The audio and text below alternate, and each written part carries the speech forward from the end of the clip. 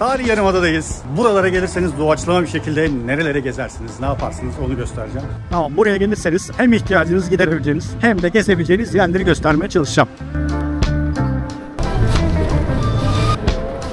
Marmaray'dan çıktıktan sonra şöyle bir durum var. Normalde karşıya geldikten sonra İstanbul kartla ya da işte ne kent kartı diyorsanız İstanbul kartla çift bilet alıyor.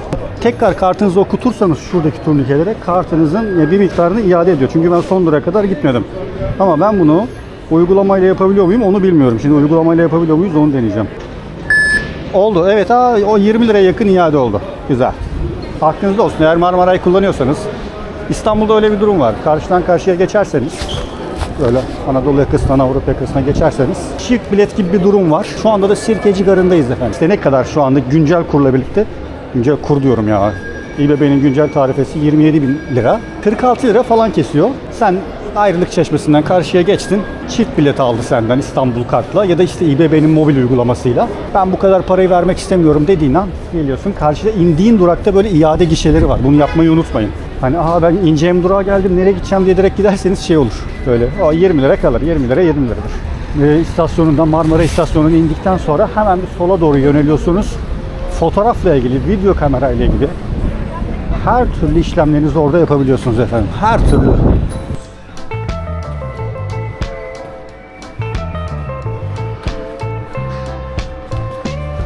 Fotoğrafla ilgili burada bir şey bulamıyorsanız başka hiçbir yerde bulamazsınız. Haberiniz olsun.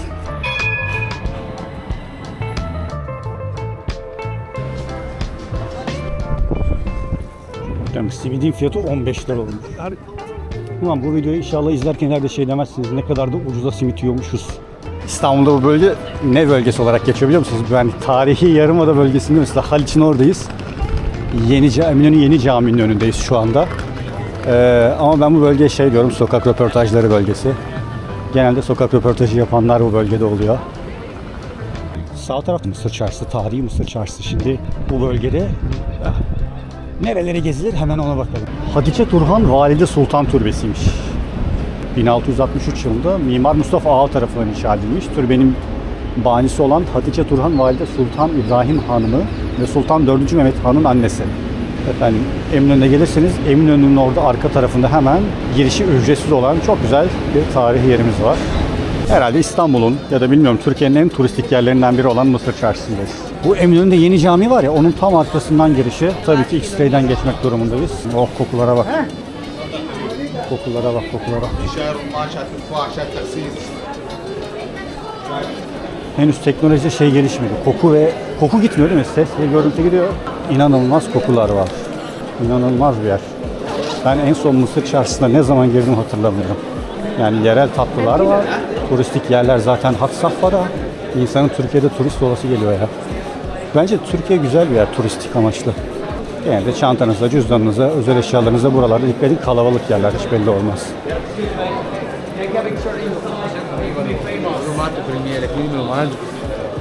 İstiyorsan benim orayı da çekebilirsin dedi. Utandım, gitmedim. Kuru Kahveci Mehmet Efendi var. Burada çok ünlü bir yer. Buradan kahve almadan dönersem Meltem beni vurur. Yani bence vurur. Kilosu 740 lira olmuş ya. Kuru Kahveci Mehmet Efendi bu. Bir dakika. Kolombiya kahveler de var burada. Güzel. Bir soralım ya, belki espresso çekirdeği de vardır. Ben bir tane 250 gram alacağım. Bir de şey soracaktım. Espresso çekirdeği var mı? Yumuşak 54 lira. Yumuşak içimli olan kaç gram o? Abi 2 tane 250 ver. Abi espresso sert olur zaten. Onu sütle yumuşatıyorsun. Yo doğru. Onu çekim fazla kavrulmamış olanı. Öyle sabit şekilde var. Standart, evet. Tamam, o zaman 250 gram alabilir miyim? 185. 50 lira. Buyur abi. Bu mu benimki abi? 250 gram. Kaç? Tamam, teşekkürler. Çok hızlı. Çok hızlı aldık. Mısır Çarşısı'na gelirseniz, Mısır Çarşısı'nın ne tarafından? Eminönü'nden doğru girdiniz. Tamam mı? Bak, bu Eminönü'de Yeni Cami'nin arkası tarafından girdiniz. Arka tarafından dümdüz gidin çünkü burası inanılmaz büyük bir alana sahip. İnanılmaz. Ben size tarif edeyim.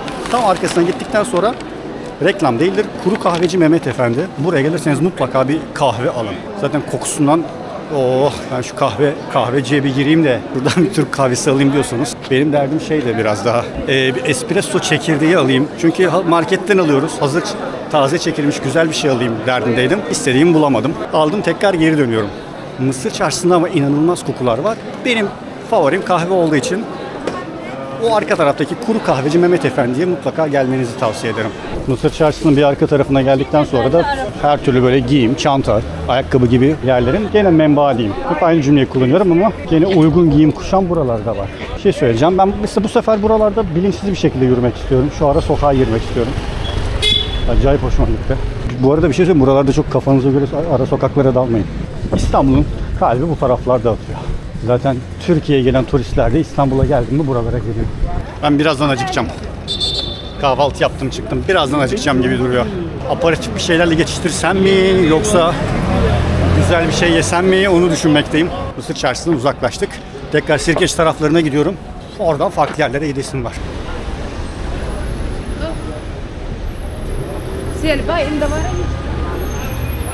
Efendim böyle 2 katlı otobüslerle turist olacaksın işte. İstanbul'u gezeceksin. Ah, trafiğe sen takılmıyorsun, bir şey yapmıyorsun. Her şeyi yukarıdan görüyorsun. Güzelmiş. Bu belediyenin bir etkinliği mi acaba ya da özel turlar mı? Onu da bilmiyorum ki. Abi arabasız gelin. Araçsız gelin. Gelebiliyorsanız motorla gelin. Motorda nereye koydum ettim derdi var. Aklınız kalacak. Çok güzel Marmara'ya biniyorsunuz efendim. Benim İstanbul kartım yok diyorsanız da İBB uygulamasını indirip bir sanal kart oluşturuyorsunuz. Oradan geliyorsunuz. Şu anda 27 lira. 27 mi ne kadar? 27 mi 30 mu öyle bir şey. Şimdi tarihi turumuzun, turistik turumuzun devamı istiyorsanız eğer Sirkeci'den Ayasofya'ya, bakın direkt Ayasofya diyorum, konum aldığınızda bir 15 dakikalık yürüme mesafesi çıkıyor. Hiç arabaya falan yok. Burada bakayım. Merhabalar. Merhaba, kanalıma abone olunuz. Oldunuz mu kanalıma abone? Evet. Bak hiç buraya gelmeyi planlamıyorum. Tesadüf oldu. Ben bir ceviz ağacıyım Gülhane Parkı'nda. Giriş paralı mı ya? Değil. Ben bir ceviz ağacıyım Gülhane Parkı'nda. Ben bir ceviz ağacıyım Gülhane Parkı'nda. Efendim istemeden de olsa Gülhane Parkı'na geldik. Ben bilmiyordum bu Gülhane Parkı'nın bu güzergahta olduğunu. Sağda Ayasofya, solda Marmaray Sirkeci. Tam ortasında kalan park Gülhane Parkı'ymış. Şöyle yukarıdan bir yürüyelim Gülhane Parkı'na. Gülhane Parkı'nın en büyük özelliği de Nazım Hikmet Ran'ın şiirinde geçen bir park olması. Ben bir ceviz ağacıyım Gülhane Parkı'nda. Ne sen bunun farkındasın ne de polis farkında, ama kapıda da polisler var, haberiniz olsun. Her şeyin farkında olabilirler. Ben buraya uzun zamandır gelmek istiyordum ya, Gülhane Parkı'na. Valla istemsizce geldim ama şu an çok kış olduğu için, ağaçlarda yapraklar da olmadığı için çok bir şey yok. Yani böyle ama efendim gayet güzel, nezih, büyük, turistik bir park. Sirkeci taraflarına gelirseniz, turistik olarak devam ederseniz, yolunuz buralara düşerse mutlaka Gülhane Parkı'na uğrayın. Bak bunu mutlaka uğrayın diyorum. İçine bir girin çıkın ya. Çok da güzelmiş. Durup aynı şarkıyı söylesi geliyor insanın. İçim dışım deniz, ben ceviz ağacıyım Gülhane Parkı'nda. Kısa bir Gülhane Parkı turumuzdan sonra martılar da var. Martılarımızı gördükten sonra yolumuza devam ediyoruz. Çok mutlu oldum lan. Vallahi çok mutlu oldum. Gülhane Parkı'na gelmek planlarımın dahilinde olmayan bir şey. İşte Sirkeci'ye giderim, oradan birkaç yere giderim. Belki başka yerlere çıkarım falan. Yani yıllardır İstanbul'a gelir giderim. Burada bayağıdır yaşadım. Bu bölgede babam çalıştı. Buralara çok geldim gittim. İşte ne bileyim. Ama Gülhane Parkı'nın burada olduğunu ya da Gülhane Parkı'na hiç yolum düşmemiş. Bu da benim ayıbım. İstanbul'da ömrünü geçirip buraya uğramayan kaç kişi vardır kim bilir. Böyle iş hayatı, mesai, koşturmaca derken şöyle bir tur atmaya fırsatımız olmuyor değil mi? Gülhane Parkı'ndan çıktıktan sonra devam ediyoruz. Karşıya geçip şöyle yukarı doğru çıkıyoruz. İsmini çok sevdiğim ve dünya tarihinin en önemli miraslarından biri olan Ayasofya Camii'ne doğru gideceğiz. Ayasofya Camii olarak geçiyor şu anda. Ama dünyanın en eski katedrali aslında. Fatih Sultan Mehmet bu bölgeyi fethettikten sonra tabii ki bir zafer sembolü olarak onu cami haline getirdi. Yerebatan Sarnıcı'nın önünden geçiyoruz. Hep aynı espri yapasım geliyor ya. Yerebatan Sarnıcı diyesim geliyor. De batması tabii ki. 200 lira girişler Yerebatan Sarnıcı. Asker, öğrenci, öğretmen indirimleri var. Müze kart geçmiyormuş galiba. 200 liraymış. Onu da bildirmek istiyorum.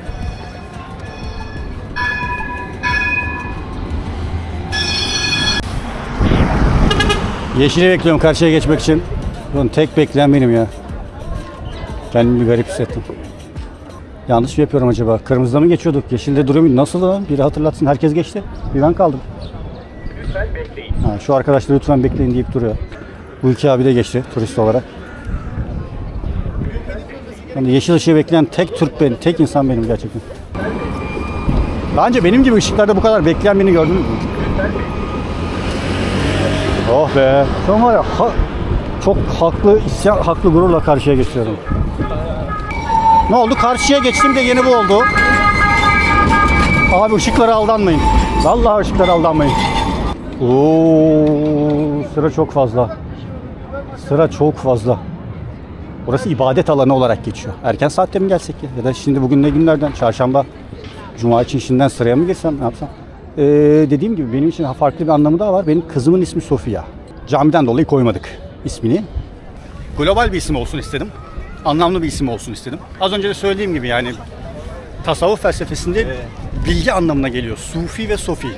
Sufi erkeklere deniyor. Sofi kızlara deniyor. Sofia da bilgelik anlamına geliyor. Ayasofya ise kutsal bilgelik anlamına geliyor. Defalarca burası bir inşaata maruz kalmıştır. Çünkü hakikaten 1500'lü yıllar, 1400'lü yıllarda burası Osmanlı topraklarını geçti. Orası ibadet alanı, sol taraf.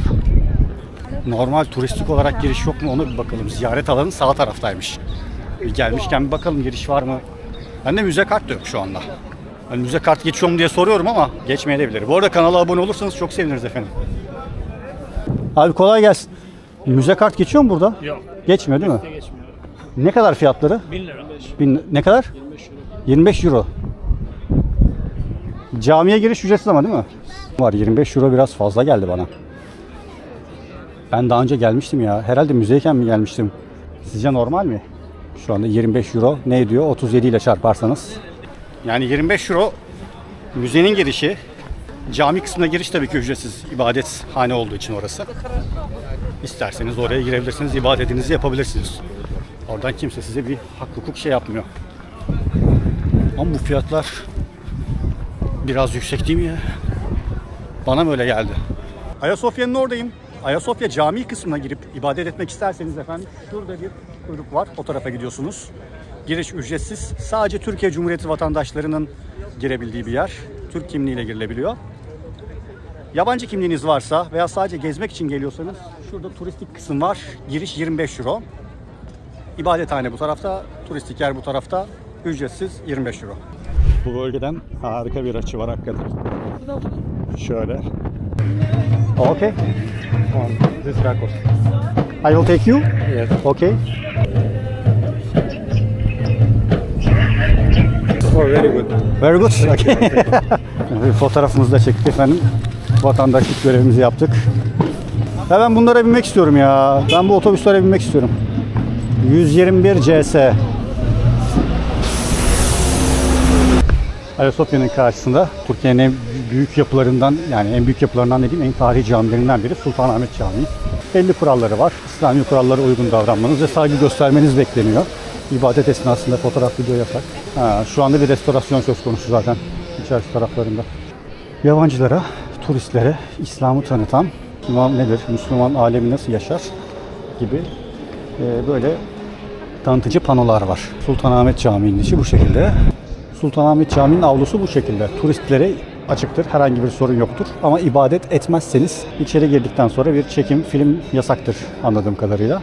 Bu bölgeye gelirseniz Ayasofya Camii'ne kadar gelmişseniz buraya mutlaka gelin. İslam'ın 5 şartından biri namaz. Namaz da günde 5 vakit olduğu için namaz saatleri sırasında haklı olarak video ve fotoğraf çekimlerine izin vermiyorlar. Sultanahmet Camii'nin bir tarafından çıktıktan sonra sizlere göstermek istediğim hakikaten çok önemli bir yapı var. İstanbul'da dikili taş olarak geçiyor. Bu gördüğünüz yapı dikili taş olarak geçiyor. Nasıl diyeyim? Milattan önce 15. yüzyılda Mısır'da yapılmış ve Roma İmparatorluğu döneminde İstanbul'a getirilmiş. Yani Roma İmparatorluğu döneminde buraya getirildikten sonra milattan önce de tekrar milattan sonra 15. yüzyılda Osmanlı İmparatorluğu tarafından da gayet korunmuş ve günümüze kadar saklanmış. Ufak tefek hasarlar olsa da 3000 yıllık bir eser için gayet muhteşem değil mi ya? Etkileyici değil mi? Abi çok güzel ya. Böyle şeyler benim ilgimi çok çekiyor. Böyle tarihi şeyler. Mısır döneminde yapılıyor. Milattan önce 15. yüzyılda Mısır'ın Heliopolis şehrinden getiriliyor. Bu arkamda gördüğünüz dikili taş. Daha sonra Roma İmparatorluğu döneminde buraya getirildikten sonra Osmanlı'ya da aktarılıyor ve Osmanlı İmparatorluğu da bunu gayet güzel bir şekilde koruyor. Ben böyle tarihi eserlere bayağı etkileniyorum ya. Mesela en son bunu Truva köyüne gittiğimde etkilenmiştim. Zaten üstünde gördüğünüz motifler de tamamen Mısır motifleri. Böcekler var, kuşlar var. Hakikaten böcek var, kuş var ya. Şimdi bir dakika, o fasulyeciye gitmeye değer mi şimdi? Abi açık konuşayım, Meltem ablanın yaptığı fasulyeyle aynıyım. Öyle söyleyebilirim ben sana. Ama İstanbul'daki diğer lokantadaki fasulyelerden lezzetli. Peki buralarda önerebileceğim başka yiyeceğim bir şey var mı? Abi ben genellikle oraya gittiğim zaman pilav kuru fasulye yaparım.